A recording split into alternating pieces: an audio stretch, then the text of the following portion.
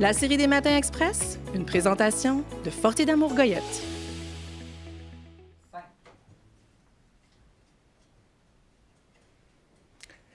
Bonjour et merci à tous d'être présents pour ce Matin Express de la Chambre. Mon nom est Charles Vincent, je suis directeur général du campus de Longueuil de l'Université de Sherbrooke et c'est à titre d'administrateur de la CCIRS que j'animerai la rencontre d'aujourd'hui dont le thème est « Bâtir une entreprise plus grande et meilleure en 2021 ».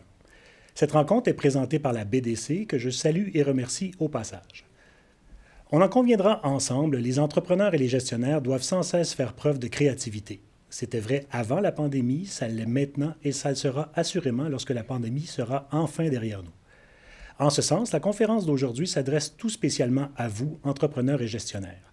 Nous souhaitons qu'elle puisse nourrir vos réflexions et vous épauler concrètement dans les choix et les décisions que vous aurez à prendre dans les prochains mois.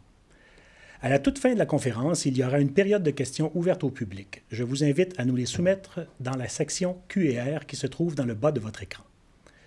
Toutefois, avant de débuter, permettez-moi de céder la parole à Maître Alain Chevrier, président de la Chambre et avocat associé chez Dunton Rainville, qui souhaite vous adresser quelques mots. Bonjour à tous. Le titre de notre conférence d'aujourd'hui est très inspirant. Bâtir une entreprise plus grande et meilleure en 2021. Et on sait que ce ne sont pas les défis qui manquent dans le contexte actuel, mais les opportunités de croissance sont bien sûr là.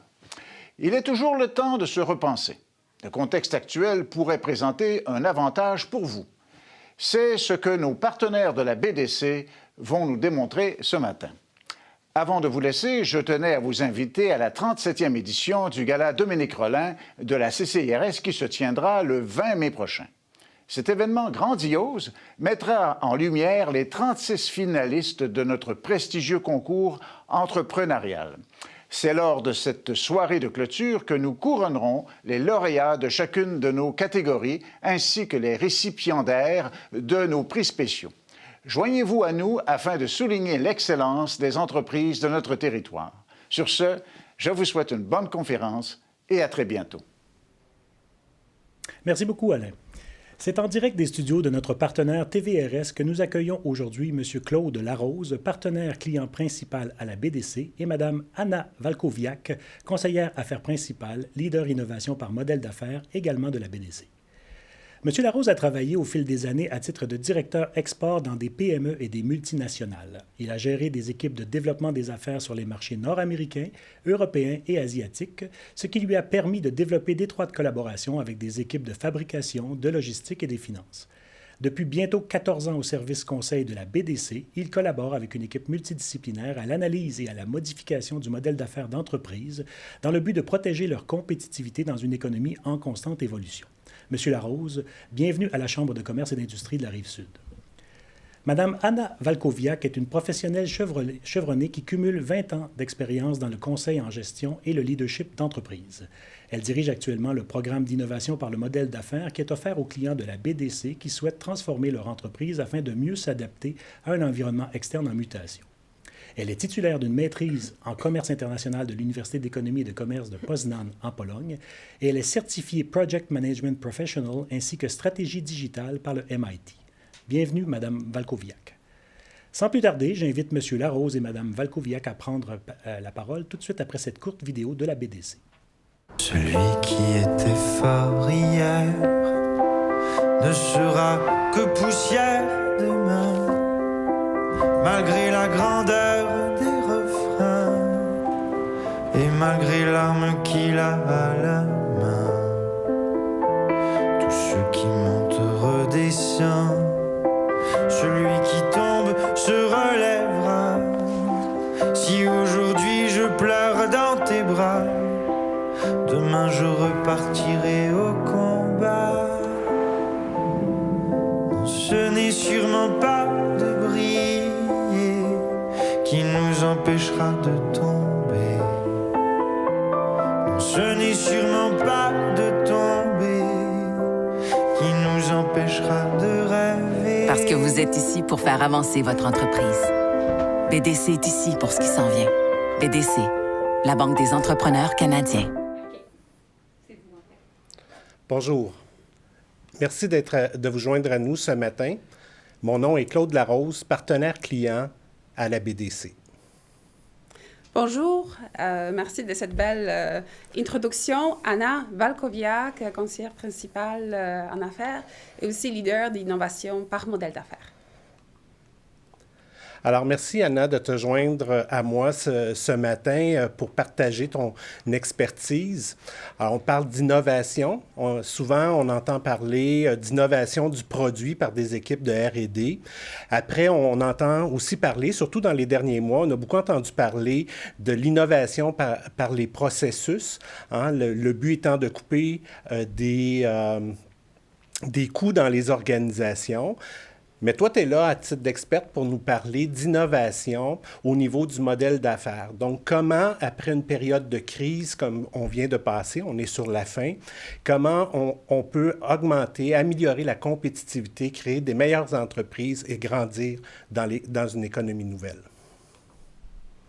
Alors, je vais t'inviter, Anna, de nous parler sur comment on fait pivoter des modèles d'affaires, nous parler de qui est impliqué dans ces mouvements-là d'innovation, de nous parler du comment, mais surtout de nous donner des exemples pas où on fait des gros coups d'impression, mais des petits exemples qui ont un impact important sur le changement des organisations. Et naturellement, à la fin de notre présentation, on aura une période de questions où on va répondre aux défis et aux perspectives des gens qui sont présents. Merci, merci Claude. Alors, je vais commencer par une citation très connue de John F. Kennedy qui a un jour observé que le mot « crise » en chinois est composé de 2 caractères. L'un représente « danger » et l'autre « l'opportunité ». Et en fait, cette citation a été citée dans une étude de McKinsey l'année passée, à peu près à mi-juin, qui a en fait beaucoup parlé de comment l'innovation est critique et cruciale pour s'en sortir d'une crise qui est évidemment une pandémie, et comment en fait les entreprises qui ont déjà installé une culture d'innovation ont vraiment vu beaucoup plus d'opportunités, étaient plus rapides à saisir ces opportunités et transformer, pivoter, faire un virage de leurs entreprises, comparativement aux autres qui étaient plus lentes, qui peut-être essayaient d'attendre que ça revienne à la normale. En fait, suite à la pandémie, ça ne reviendra pas à la normale. Donc, on aura en fait à continuer, puis peut-être si les entreprises n'ont pas de culture d'innovation forte, devront vraiment rapidement mettre en place des processus et pour justement commencer à changer, commencer à pivoter. Et en fait, ce qui se passe, c'est que le modèle d'affaires traditionnel sont mis à dure épreuve, non seulement parce qu'il y a une pandémie, mais il y a aussi toutes sortes d'autres tendances lourdes qui sont là pour rester. Tout de suite après la pandémie, il y a un autre gros changement qui s'en vient, c'est l'adaptation au changement climatique. Il y a toute la partie de mutation de marché, l'accès à la main-d'œuvre, robotisation, automatisation. Il y a plein de tendances qui restent. Alors, de toutes ces tendances, ce qui est vraiment important, c'est d'identifier les tendances, les changements irréversibles qui sont là pour rester. Et par rapport à ces changements, les entreprises doivent avoir vraiment des stratégies claires, de plans d'action pour justement agir et s'adapter. Il y en a d'autres tendances qui sont un petit peu plus passagères, qui sont un petit peu plus temporaires. Donc, c'est vraiment essentiel de sélectionner, de vraiment prioriser les changements qui sont là pour rester. Puis en fait, suite à la pandémie, plusieurs études nous démontrent qu'il y en a 6 grandes tendances qui vont créer notre nouvelle normalité. Donc, premièrement, les entreprises deviendront toutes numériques par défaut. Donc, si les entreprises ne prennent pas des étapes ou de l'action pour se numériser, elles vont être par défaut en retard.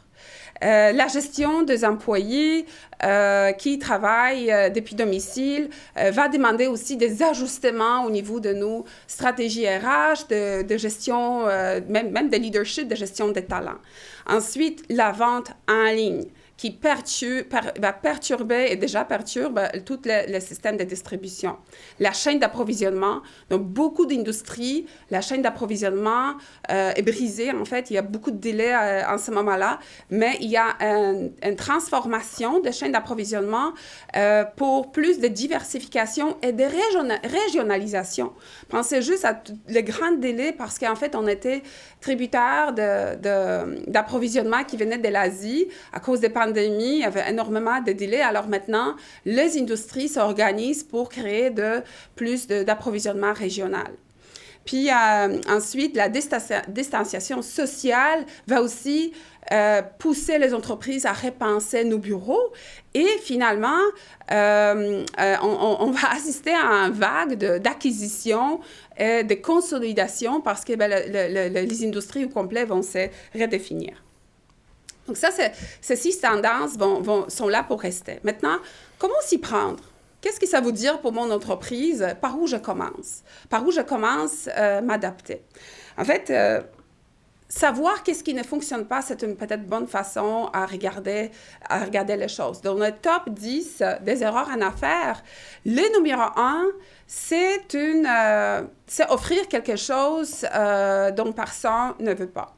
Ça veut dire que le marché n'est pas là, n'est pas prêt, on n'a pas de clients, mais quand même, il y a un développement des produits pour lesquels, en fait, l'entreprise n'a pas vraiment trouvé encore des segments de marché ou des acheteurs. Et ça, c'est assez intéressant que dans toutes les industries confondues, c'est une erreur qui est commise parce qu'il y a trop d'emphase sur le produit puis pas assez sur le problème qu'on essaie de résoudre pour notre client. 2, 3, 4, ce sont des erreurs qui parlent plus des capacités de l'entreprise d'exécuter. Numéro 2, n'est pas embaucher de bonnes personnes.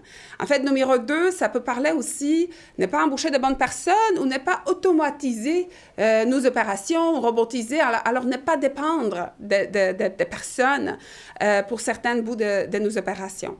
Numéro 3, pas assez de focus. Donc, ne pas mettre ses efforts à la bonne place, être trop opportuniste, pas avoir assez de patience pour tester, valider certaines opportunités, aller dans toute direction. Puis 4, négliger les ventes et marketing. En fait, dans les virages des entreprises, il y a 2 choses qui sont les plus importantes. Innovation et marketing. Alors, première étape, comprendre la force de votre modèle d'affaires. Ce que vous voyez ici, on vous présente Canva, des modèles d'affaires développés par Strategizer. En fait, c'est un Canva qui est très connu, très populaire. Beaucoup d'entreprises l'utilisent. On pense que c'est un outil très puissant s'il est bien utilisé. Alors, il explique la logique selon laquelle votre entreprise existe et fonctionne et crée la valeur et livre la valeur. Et on pense, en fait, dans tout moment de développement de l'entreprise, il faut savoir dans quel business êtes-vous. Quelle est votre superpower? Quelle est un peu l'histoire de votre entreprise. Alors, les 4 questions que vous voyez en rouge, quels sont le segment des clients en cible, que proposez-vous à vos clients, comment produisez-vous votre offre et finalement, pourquoi générez-vous des profits? C'est ces 4 questions qui doivent être clairement répondues et comprises. Et cet exercice de mapper votre modèle d'affaires est un exercice très rassembleur qui devrait aussi impliquer la direction dans son ensemble. C'est aussi partir d'un même moment, avoir vraiment la même compréhension, parler le même langage par rapport à votre entreprise. Donc, c'est un premier point de départ pour justement savoir d'où on part, afin de savoir où on va et quels sont les changements, quels sont les pivots, quels sont les virages qu'on devrait faire qui ont du sens pour nous, ou regard des grandes tendances qu'on doit quand même, par rapport à laquelle il faut quand même avoir des stratégies. Donc maintenant, une fois on comprend notre modèle d'affaires, il y a plusieurs points de départ. Comprendre les problématiques, les nommer, quelles sont les problématiques, prioriser les changements. Et il y a plusieurs points de départ. On pourrait regarder notre offre, notre proposition de valeur par rapport à quel segment est-ce qu'elle doit évoluer. Est-ce qu'elle doit vraiment chercher des problématiques qui ne sont pas encore adressées? Est-ce qu'on doit élargir notre offre? Est-ce qu'on doit peut-être s'associer avec des partenariats? Ou le point de départ pourrait être par rapport à la profitabilité, alors vraiment gestion de coûts versus aussi nos modèles de revenus. Pour vraiment repenser, il y a beaucoup de virages présentement, chercher la récurrence. Alors, tous les modèles qui sont as a service pour en fait avoir une récurrence au niveau des revenus. Donc, peut-être au niveau de profitabilité, il y a des grands changements qui pourraient être envisagés. Alors, Anna, quand je t'écoute parler du modèle Canva, faire cet exercice-là pour un entrepreneur, ça demande du courage de vouloir sortir de la boîte, de regarder son modèle d'affaires différemment. Il faut avoir de l'ouverture d'esprit. Faut être visionnaire, il faut le partager. Moi, je dis souvent, quand on veut renouveler son univers, son offre, produit ou service ou l'ensemble de son organisation, il faut impliquer son équipe de gestion. Donc, il faut être très dynamique pour emmener les gens, initier le mouvement à travers une organisation.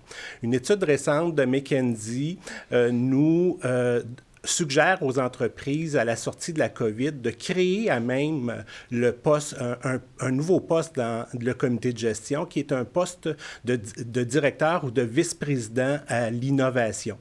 Alors, c'est peu dire, si McKinsey prend le temps de passer ce message-là aux entrepreneurs, c'est qu'on s'attend dans les prochaines années que l'ajout des technologies dans les entreprises vont emmener les entreprises à aller ailleurs. On a beaucoup d'études à la BDC qui ont été faites par nos équipes d'économistes qui parlent des entreprises qui n'adhéreront pas à la technologie. C'est des entreprises qui seront probablement menacées dans leur marché. Alors, quand un entrepreneur met à l'action, invite son équipe, là, il y a toutes sortes de questions qui sortent. Puis la première qui sort souvent, c'est beau vouloir changer tout ça, mais comment ça coûte? Alors, souvent, les directeurs de finances vont venir rechercher tout de suite le coût. Alors, il faut souvent réfléchir au coût aussi de ne pas bouger. C'est quoi le coût de rien faire? Les gens des ventes et du marketing, ils vont dire, je pense qu'on ne voit pas le même client, on ne pense pas au bon client. Donc, il y a toutes sortes de questions qui vont se poser. Puis, moi, je dis toujours, la plus importante, c'est comment on va initier le changement dans nos organisations. Comment on va emmener l'ensemble de l'organisation à aller vers de l'innovation. Ce n'est pas une histoire de président, c'est une histoire d'organisation. Donc, il faut des gens qui vont initier et maintenir le rythme sur les priorités du plan d'action. J'adore ce que tu dis, Claude. C'est effectivement ça. Il y a toujours beaucoup de blocages dans les organisations. Combien ça coûte? Qui fait quoi? On a des opérations à rouler. C'est pas le bon moment. Je vous dirais que chaque entreprise devrait avoir un portfolio de projets d'innovation. Certaines de ces projets seront plus urgents. D'autres, ça va être un petit peu vraiment aller à la pêche, vraiment regarder et tester certaines idées. Mais chaque entreprise devrait consacrer du temps, des ressources pour innover, parce qu'en fait, c'est la préparation à des gros changements qui sont là pour rester.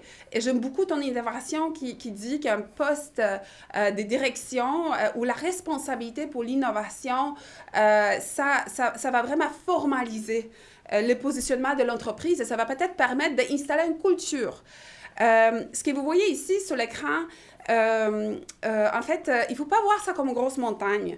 Et ce qui est vraiment important, c'est l'esprit. Donc, de côté gauche, vous voyez en fait deux modèles plus existants. Donc, le modèle, notre cœur d'activité, on a fonctionné d'une certaine façon depuis longtemps.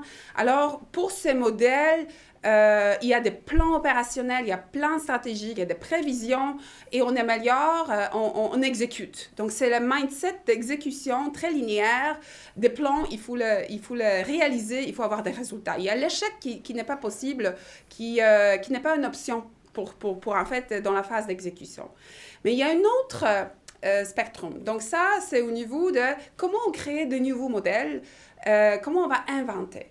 Donc pour inventer, c'est l'approche de recherche, c'est l'approche par itération, expérimentation, apprentissage et pivoter. Donc c'est comme vraiment être extrêmement agile, mais comme vous pouvez imaginer, les compétences qui sont nécessaires pour exécuter des modèles d'affaires existants ne sont pas les mêmes que les compétences de recherche pour inventer de nouveaux modèles d'affaires. D'où le besoin d'avoir dans l'organisation, des différents types de personnes qui vont être déjà formées. Puis il y a beaucoup de formations à ce moment-là qui aident les gens à être créatifs, à repenser façon de faire.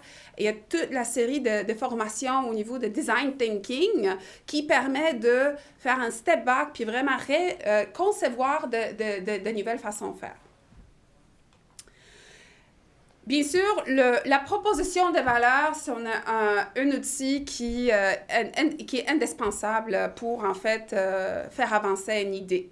Et c'est une première étape, de vraiment comprendre, chercher quelle est cette proposition de valeur. Puis, en fait, dans le changement, on cherche souvent des besoins qui sont non répondus. Et très rapidement, la proposition de valeur a deux éléments. Premier élément, qui est le profil de notre client. Et ça pourrait être un profil de client existant, nouveau, viser un client idéal qu'on ne connaît pas encore, mais c'est important de commencer de comprendre, concevoir qu'est-ce qu'on observe, qu'est-ce qu'on pense, qui sont ses aspirations, ses tâches à accomplir, le problème et aussi le bénéfice que le client cherche. Ensuite, de côté gauche, on se met au travail. Alors, ça veut dire qu'on va vraiment concevoir notre proposition de valeur, donc nos produits et services, mais on ne s'arrête pas aux produits et services. Il faut absolument définir c'est quoi les créateurs des bénéfices, c'est quoi les solutions aux problèmes de nos clients. Puis bien évidemment, il y a une adéquation. Alors, les deux doivent se rencontrer pour générer la vraie valeur pour les clients qui est prêt à payer pour notre produit et service. Là, ce que vous voyez ici sur le diapo, c'est deux photos qui sont prises dans complètement différents temps, différents moments. Côté gauche, vous voyez une photo dans les années 30-40, les gens voyagent pour aller au travail. C'est surtout les hommes habillés pareil, une société pas très diversifiée qui lit des journaux pour en fait se renseigner. Et côté droite, vous voyez en fait une société beaucoup plus moderne qui utilise des téléphones intelligents et aussi, en fait, vont faire des transferts vers des lieux de travail ou à domicile et aussi utilisent des téléphones pour se renseigner, pour prendre des nouvelles ou pour communiquer. Donc, on voit que les deux situations sont semblables et dans deux cas, les clients ont les mêmes besoins. Et par contre, c'est une différente offre, une différente moyenne pour rencontrer ces besoins. J'adore ta diapositive, Anna. Je pense que c'est une image parfaite qui témoigne de ce qui peut nous arriver ou ce qui va nous arriver dans les prochains mois, prochaines années, quand on connaît puis on prend conscience des investissements massifs, des programmes qui existent pour emmener les entreprises vers les manufacturiers 4.0, l'entreprise 4.0. Donc, introduire la technologie dans l'entreprise. Alors, il faut regarder non seulement comment ça peut transformer notre façon de travailler, mais aussi comment ça peut transformer notre façon de livrer le produit-service à nos clients. Très bien, effectivement, c'est un très, très bon point. Maintenant, je vais vous parler de deuxième truc qui va vraiment vous aider à sortir de vos chemins battus. Apprendre des autres. Un excellent outil, businessmodelnavigator.com, qui offre en fait à peu près 70 différents patterns, différents types de modèles d'affaires. C'est une ressource absolument incroyable si on veut vraiment regarder, est-ce qu'on pourrait faire des choses différemment? Est-ce qu'il y a un autre modèle d'affaires qui existe dans une autre industrie qui est un peu créativement appliqué à notre situation? Et en fait, ce qu'on voit ici, c'est une sélection de quelques types de modèles d'affaires et aussi de situations de virage, en fait, où les entreprises, bien sûr qu'on voit des grandes marques, mais où les entreprises ont vraiment recréé l'industrie dans son ensemble. Si on voit Starbucks, vente d'expérience. En fait, on pense que Starbucks vend du café. Starbucks, dès le début, vendait l'expérience dans leur café qui, mettons, on rentre dans un café, ça sent bon, il y a une bonne musique, on nous appelle par notre nom, on a aussi un bon produit très diversifié. En fait, on a envie d'y rester, puis socialiser. Donc, bien sûr que Starbucks, depuis le début depuis son arrivée, a beaucoup innové. Et maintenant, en fait, ces sources de revenus, ces flux de revenus sont beaucoup plus diversifiés. Aujourd'hui, Starbucks vend énormément de revenus des cartes de cadeaux. Il y a aussi des paiements directs, donc ils évitent toutes les banques. Donc ça, c'est une des choses qui est beaucoup distingué à Starbucks. On voit aussi, par exemple, vente directe. Bien, vente directe, c'est un vieux modèle, c'est un vieux pattern qui existe dans beaucoup d'industries, mais appliqué par Tesla dans une industrie automobile qui n'était en fait où on fonctionnait avec des dealerships. Tesla a commencé à vendre les autos directement aux consommateurs. Donc, ça a complètement perturbé la façon que les autos étaient vendues. Puis, un dernier exemple que je vais vous donner, c'est louer plutôt qu'acheter. Alors, location plutôt qu'achat. Un vieux modèle qui a beaucoup été mis en place par Xerox à l'époque, qui a sorti de grandes photocopieuses très, très dispendieuses. Donc, les entreprises ne pouvaient pas se permettre d'acheter ces photocopieuses. Alors, Xerox a décidé de louer et charger les clients par nombre de pages photocopiées. Bon, maintenant, après plusieurs décennies, une industrie de la mode qui a beaucoup appliqué ce modèle, louer plutôt qu'acheter, pour répondre aux besoins de clients, puis aussi contraire la mode rapide, puis aussi trop de gaspillage de ressources. Donc maintenant, on a de Gap, de Banana Republic qui vont offrir des programmes de location de costumes, de robes. On voit aussi que même les robes de mariée, rarement sont achetées aujourd'hui, sont plutôt louées.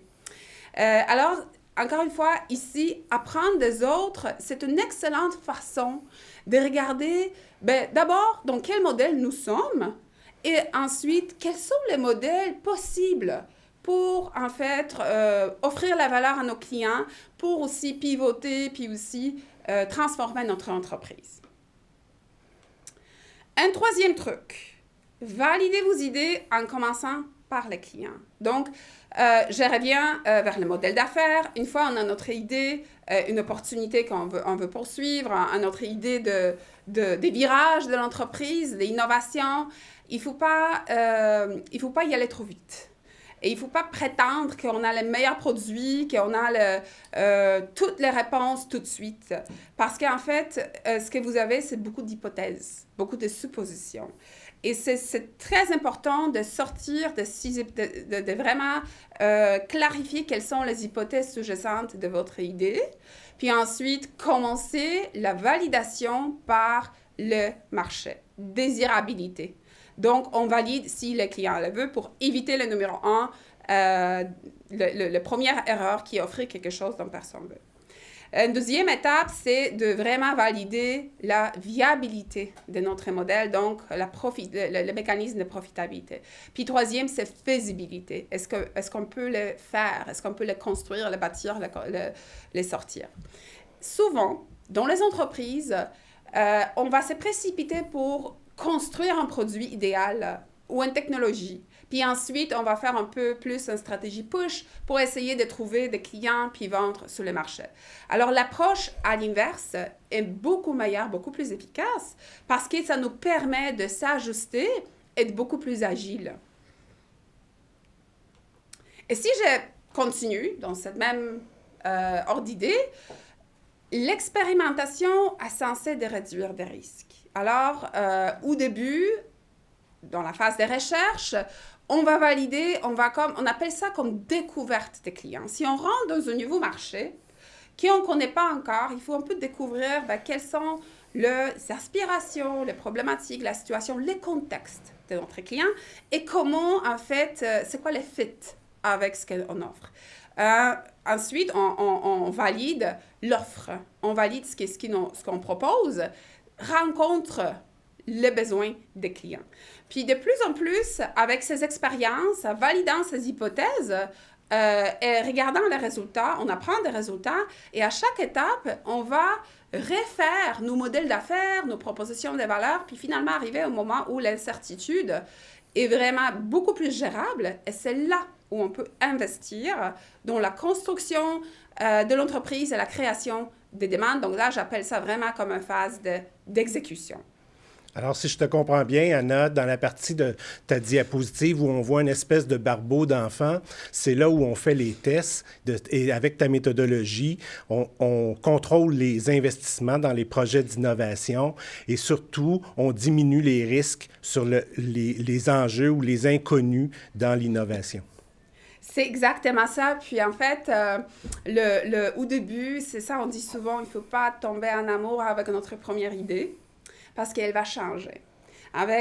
Donc, il y a plusieurs des essais, des tests. Et puis, je vous dirais que c'est assez intéressant que la plus grande peur des entrepreneurs, c'est de parler à des clients et de tester de nouvelles idées, parler à de nouveaux clients, alors que c'est le plus... ça nous donne le plus de résultats. Donc, c'est comment le plus vite que vous êtes capable de faire un premier prototype de votre produit-service et se mettre en face des clients de différentes façons, soit focus group, soit les sondages, ou aussi co-création. Ça va vraiment aider à aller plus rapidement dans les innovations. Alors, une grande question. À quel moment il faut pivoter? Est-ce que ça se passe tout de suite? En fait, on va passer par cette démarche-là, puis on va voir la recette magique. La réponse est non. En fait, parfois, ça va plus vite, parfois non. C'est encore... mais l'idée, c'est vraiment d'être très, très rigoureux dans l'approche de testing, d'innovation, pour pivoter au bon moment. Donc, vous voyez, PayPal, c'est une grande entreprise, mais cette entreprise a pivoté 5 fois avant d'arriver à son idée qui a en fait fait une entreprise comme on connaît aujourd'hui, PayPal. Ils ont pensé à des solutions logicielles de sécurité. Ils ont passé par des applications pour les appareils portatifs, pour le consommateur. Ensuite, un portefeuille électronique avec tous les mots de passe. Et finalement, ils ont le 4e pivot, ils ont pensé à une technologie pour transférer les fonds entre les Palm Pilot. Je ne sais pas si vous vous souvenez, en tout cas, moi, j'avais un Palm Pilot à l'époque. C'est quand même, ça a l'air vraiment très loin. Et ils commençaient d'avoir une traction, donc 10 000 d'utilisateurs. Ils pensaient vraiment qu'il y avait leur idée de start-up.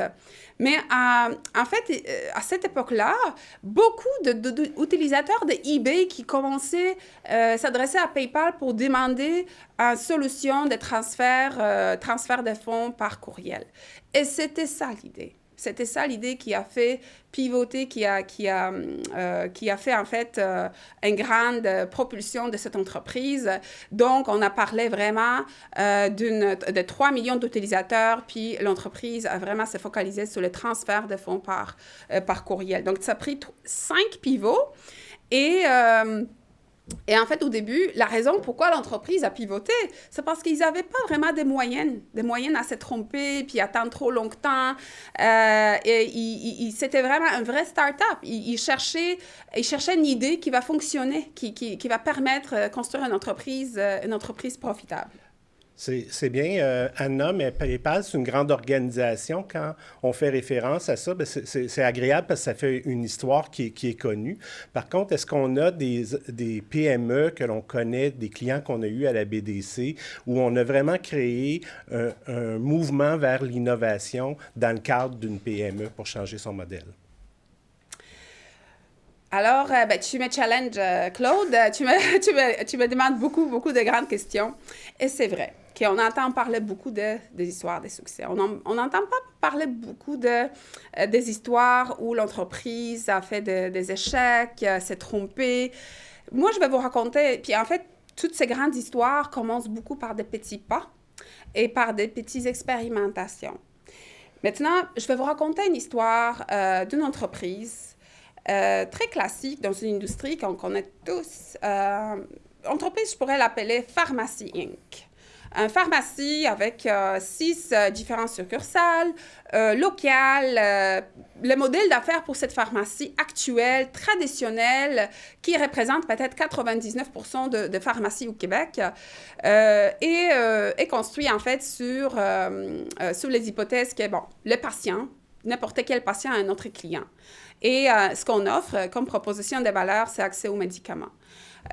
Finalement, comment on crée les liens avec nos patients, c'est par personnalisation. Donc, le patient vient chez notre pharmacie, par le pharmacien. C'est très basé aussi sur confiance et en fait, c'est très personnel.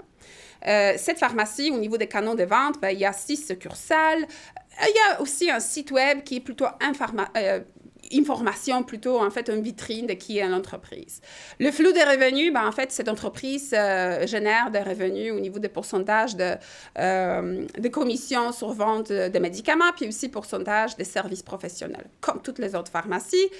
Côté ressources, on parle beaucoup des certificats, des permis pour fonctionner, nos pharmaciens, notre main-d'œuvre. Et ce que l'entreprise fait au niveau des activités clés, c'est beaucoup de distribution, de logistique, aussi de gestion de pharmacie. Côté partenariat clé, les autorités et aussi les distributeurs qui sont le fournisseur de médicaments.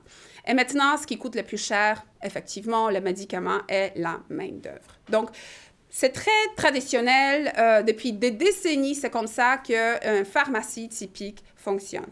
Maintenant, dans l'ère de numérique, ce qu'on voit beaucoup arriver aux États-Unis, en Europe, que les patients sont beaucoup plus demandants. Il y a des startups, il y a des entreprises qui ont commencé à utiliser les plateformes pour livrer, pour mieux servir les patients, puis livrer plus rapidement des médicaments. Donc, cette entreprise a décidé de ne pas attendre la catastrophe et décidé de pivoter.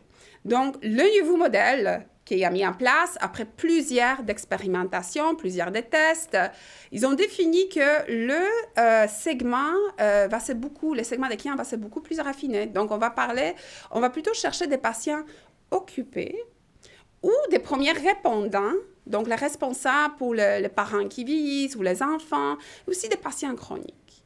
Et là, pour ces groupes de patients, on va offrir une autre proposition de valeur ou une proposition de valeur élargie qui est plus convenance puis aussi adhérence au traitement. Donc, je ne sais pas si vous êtes au courant, mais à peu près 40% des prescriptions ne sont pas prises comme c'est prescrit. C'est un coût énorme pour le secteur de la santé.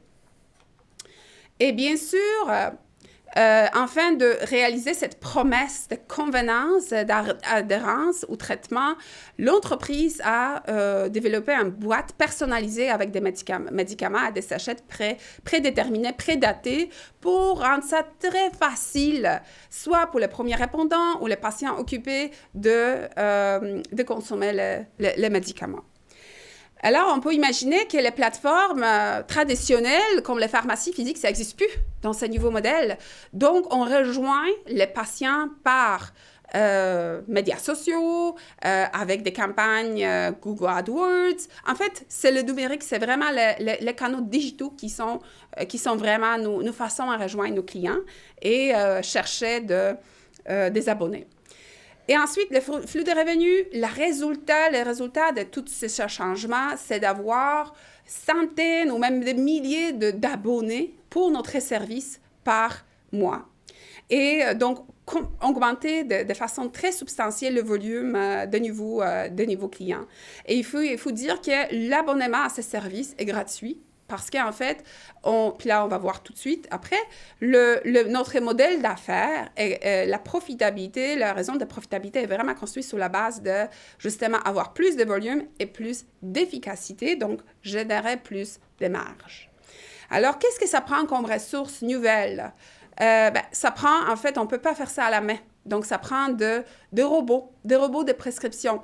Robotisation, c'est une énorme tendance, mais dans ces modèles d'affaires, il n'y en a pas de question que les gens manuellement vont réaliser des milliers de commandes, puis en fait, chercher et opérer les boîtes. Donc, c'est des robots de prescription, puis aussi une plateforme et application qui va permettre de rejoindre puis communiquer avec nos patients.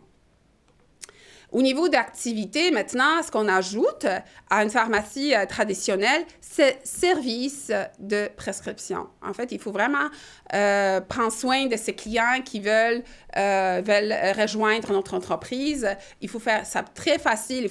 Il fallait définir l'expérience client, l'expérience sur la plateforme, tous les étapes pour créer une bonne expérience, puis faire en sorte que les clients, la relation est forte avec nos nouveaux clients.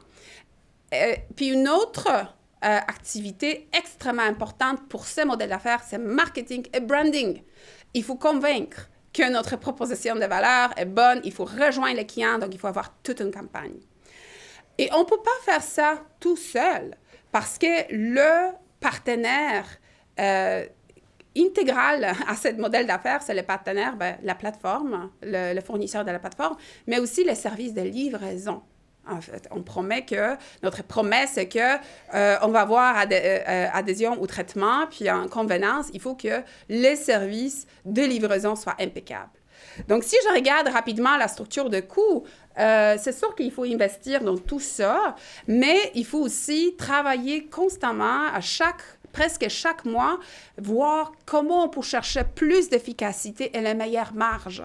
Parce que c'est finalement ça le mécanisme de profitabilité pour cette entreprise. J'adore ton exemple, Anna, parce que ce qui me vient en tête immédiatement, c'est l'époque où Jean Coutu avait innové dans la pharmacie en ajoutant des biens de consommation en point de vente. Alors, l'exemple qui est là, c'est vraiment une industrie traditionnelle. Il y a eu des grands joueurs à une époque, mais il y a des petits joueurs aujourd'hui qui sont après recréer l'industrie de la pharmacie. Très bon point. Puis en fait, moi, je crois beaucoup dans le pouvoir, la créativité, la force des petits joueurs. Les petits joueurs sont capables de perturber les industries dans son ensemble. Et encore une fois, la seule méthode est un peu la recette, comment le faire.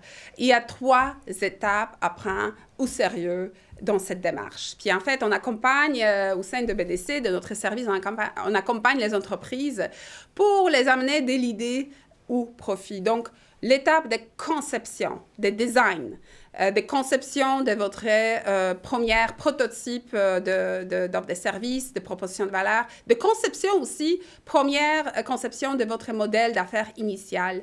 Et ensuite, étape 2, absolument cruciale, indispensable pour toute innovation, tester, valider vos hypothèses à travers des tests qui ne sont pas chers, mais aussi constamment apprendre de façon très agile, itérative, et regarder qu'est-ce que ça veut dire pour notre proposition de valeur, notre modèle d'affaires, et qu'est-ce que ça veut dire pour l'avancement de l'idée. Puis finalement, propulser. Alors, mettre en place toutes les énergies. Vous vous souvenez, je vous ai dit qu'afin d'avoir de bons résultats, ça prend innovation, mais ça prend aussi marketing, ça prend aussi exécution, ça prend de bonnes personnes, ça prend du capital.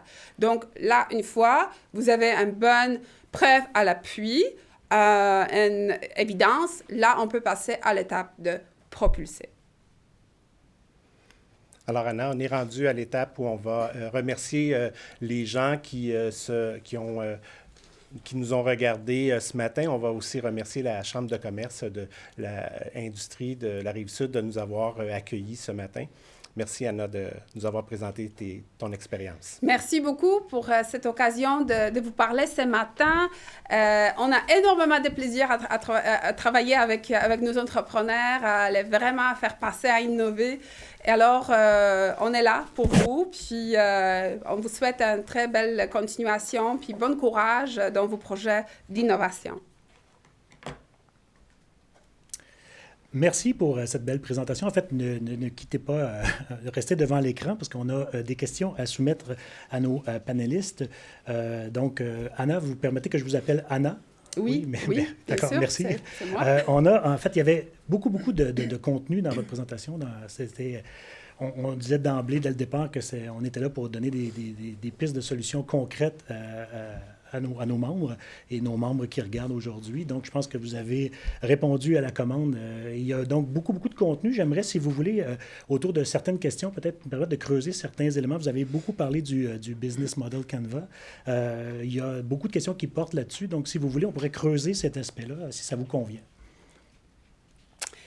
C'est bon pour vous? Oui, bien sûr. D'accord. Okay. Allons-y avec une première question.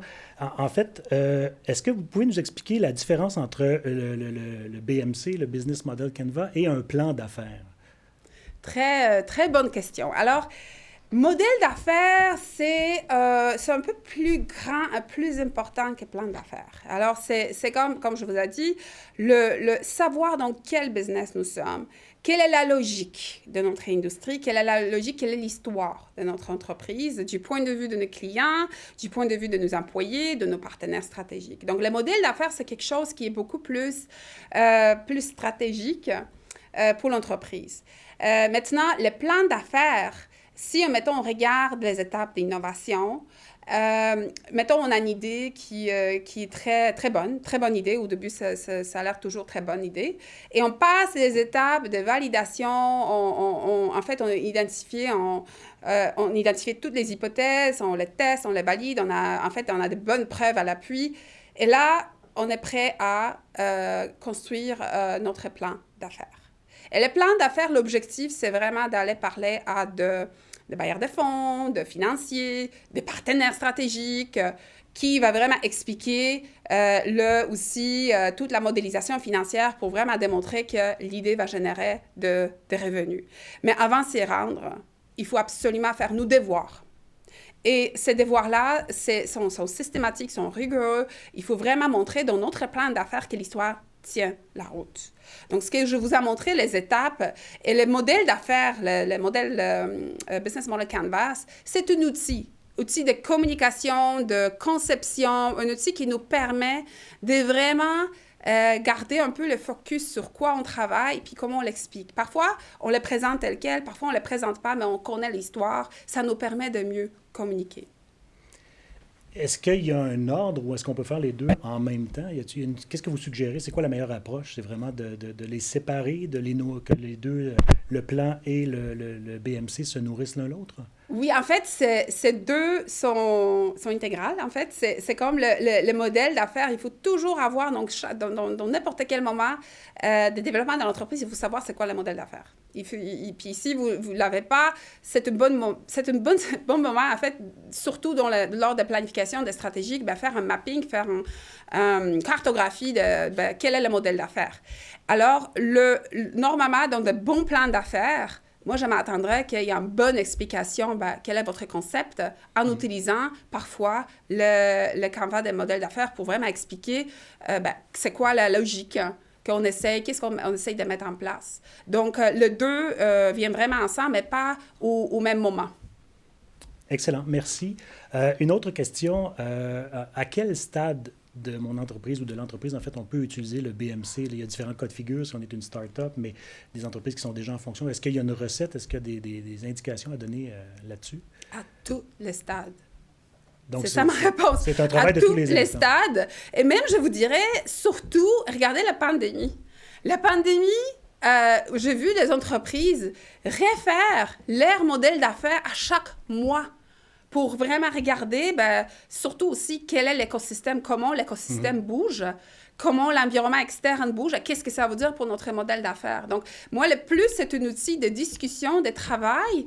Le plus, c'est efficace pour vraiment avoir cette pensée de compétitionner, faire une compétition avec notre modèle d'affaires. Vous vous souvenez, on a parlé d'innovation par produit, innovation par processus. Si on n'ajoute pas l'innovation, si le modèle d'affaires n'appuie pas tout ça, en fait, on ne génère pas d'un avantage concurrentiel qui est supposé d'être généré par des projets d'innovation.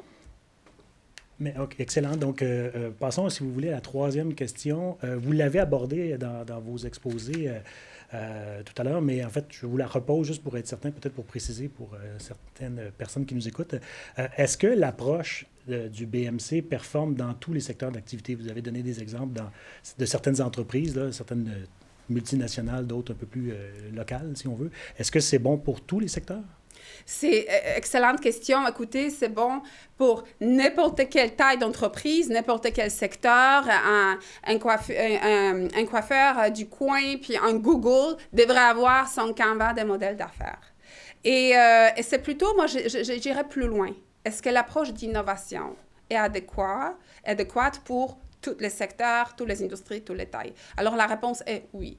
Chaque entreprise devrait avoir une approche d'innovation dont le mapping des modèles d'affaires fait partie, dont le mapping aussi, la cartographie de propositions de valeur fait partie, et vraiment voir l'évolution. Puis même, se projeter dans le futur. Mettons, regardez aujourd'hui, le statu quo, le modèle d'affaires d'aujourd'hui, de quoi ça va avoir l'air dans 2 ans, dans 3 ans, et vraiment essayer de le concevoir, de faire un design de nos futurs modèles d'affaires à des différents scénarios. Puis ça, c'est vraiment des exercices extrêmement créatifs où on pourrait carrément se dire, le ciel est bleu, si tout va bien, qu'est-ce qu'on voudrait concevoir, quel genre d'innovation on aimerait mettre en place. Donc, moi, je vous encourage d'utiliser le Canva des modèles d'affaires et aussi d'avoir un processus rigoureux d'innovation. Excellent. Bien, en fait, vous venez de parler d'un type d'entreprise, mettons un salon de coiffure. Je pense que la question que bien des gens peuvent se poser, c'est au niveau du niveau de préparation. Qu'est-ce que ça implique? Qu'est-ce qu'on doit faire? À quel niveau on doit être pour pouvoir débuter une démarche comme ça? Là, ce que je comprends, c'est que donc elle est bonne pour tous les secteurs, tous les types d'entreprises, en continu, peu importe les contextes, mais il y a quand même du travail à faire derrière ça. Est-ce que toutes les entreprises ont les moyens de se permettre cet exercice-là, qui est quand même onéreux en temps, qui a tout son sens et qui est pertinent, puis qui est nécessaire? Mais au niveau de la préparation, est-ce que vous pouvez nous en parler un peu? Est-ce que ça implique, mettons, pour une petite organisation, là? Écoutez, en fait, il y a énormément d'outils gratuits, de ressources gratuites sur le web. Il y a des vidéos, il y a moi, j'aime beaucoup le do-it-yourself. Alors, vraiment chercher des ressources pour aller faire au sein de petites entreprises avec vos collaborateurs, vos employés, je veux dire, l'équipe de dirigeants, et faire un premier jet. Et vraiment regarder si vous comprenez, parce que ça force l'entreprise et ça force aussi une communication au sein de petites équipes de gestion. Et là où on voit énormément de valeur de se faire entourer ou se faire guider par des experts externes, c'est quand l'entreprise veut challenger. Pour vraiment mettre un peu au défi leur modèle d'affaires et ne savent pas vraiment quelle direction prendre. Les entreprises souvent savent que ça ne va pas continuer, que les changements vont aller trop vite, puis ils ne sont peut-être pas prêtes. Et la question est, où est-ce qu'on met nos efforts? Quelles sont, encore une fois, ces tendances irréversibles qui vont nous frapper et les tendances qui sont plus passagères? Donc là, en fait, j'encourage beaucoup de se faire entourer par quelqu'un externe parce que, bon, bien évidemment, dans l'innovation, c'est rarement que ça sort de l'organisation de l'interne parce qu'on pense tous de même façon. Et avoir un œil externe, ça permet de poser de différentes questions, de voir des choses différemment. Alors là, si c'est un exercice plus sérieux, c'est un exercice où on veut vraiment pivoter, aller faire un virage, j'encourage aussi d'avoir un expert externe. Excellent, merci. La dernière question, vous l'avez abordée, Claude et vous, mais je pense que ça va faire une bonne conclusion. En matière d'innovation, là, en quoi le BMC va apporter plus de résultats que les approches, mettons, disons, plus classiques, là? Oui, en fait, l'approche par innovation par modèle d'affaires va apporter plus de résultats parce que ça va aider mieux communiquer. Puis comme on sait que souvent, il y a peut-être une idée de dirigeant, une idée de vice-président, et là, l'organisation ne suit pas. Ou il y a un inventeur par entreprise, puis le reste ne suit pas. Et je dis souvent que les idées, c'est rien. Et l'implantation, c'est tout. Donc, si on a une idée, puis c'est quoi la pire idée? Bien, c'est une idée qui reste une idée, qui ne devient pas un business. Puis tant que c'est une hypothèse, c'est pas un business. Alors, prend une approche de cartographie, d'utiliser des outils sérieux ça nous permet de rassembler et avoir une équipe qui va nous suivre. Et ça nous permet aussi de définir des points de départ et vers où on s'en va. Puis aussi bien avoir une bonne rigueur aussi, puis voir comment, en fait, pendant les étapes de nos validations, comment ça change, comment, en fait, on documente ces changements. Puis à chaque étape, si ça devient un outil de communication au sein de l'entreprise, c'est extraordinaire. Parce que là, les gens, les participants vont vraiment ouvrir les yeux et les oreilles et ils vont amener des idées de l'extérieur. Ils disent, regarde un tel, un autre modèle d'affaires. Ils vont continuer, ils vont en fait utiliser ce vocabulaire et vont voir des idées de l'externe qui sont très importantes pour vraiment essayer d'avoir de meilleures solutions. Super. Bien, écoutez, j'aime bien, moi, l'idée, justement, il faut que l'idée devienne business. J'aime beaucoup ça. Je vais la garder. Donc, ça fait le tour des questions que nous avions. Ça fait un terme à notre Matin Express. Mais en terminant, vous voulez me permettre de remercier des gens. D'abord, merci à Claude et Anna d'avoir participé à l'exercice, d'avoir pris le temps de partager avec nous vos expertises ce matin. C'était bien apprécié. Merci également aux participants qui ont assisté donc à l'événement. En terminant, je vous rappelle qu'il est encore temps de vous inscrire pour le prochain gala des prix d'excellence qui aura lieu le 20 mai et durant lequel nous couronnerons les lauréats de nos 12 catégories. Même chose pour la 42e édition du tournoi de golf du président qui se tiendra au parcours du Cerf le 23 août prochain. L'événement nous permettra de nous voir en personne, ce qui est rare par les temps qui courent, mais évidemment, on le fera en tout respect des consignes sanitaires qui seront en vigueur à ce moment-là. Avant de conclure, vous me permettrez de profiter de l'occasion pour remercier notre directrice générale, Stéphanie Brodeur, et toute son équipe qui travaille depuis plus d'1 an maintenant à préparer des événements qui arrivent pratiquement à nous faire oublier que nous sommes en mode virtuel, ce qui n'est pas évident par les temps qui courent, mais elles ont travaillé très, très fort. Chapeau à vous, mesdames.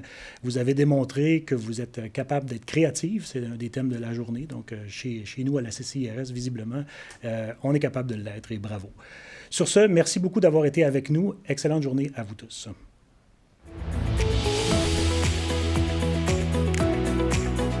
La CCIRS tient à remercier Fortier d'Amour Goyette, partenaire des Matins Express. Ses grands partenaires annuels, Dunton Rainville, Desjardins Entreprises, Université de Sherbrooke, ainsi que TVRS pour la réalisation et diffusion de cet événement.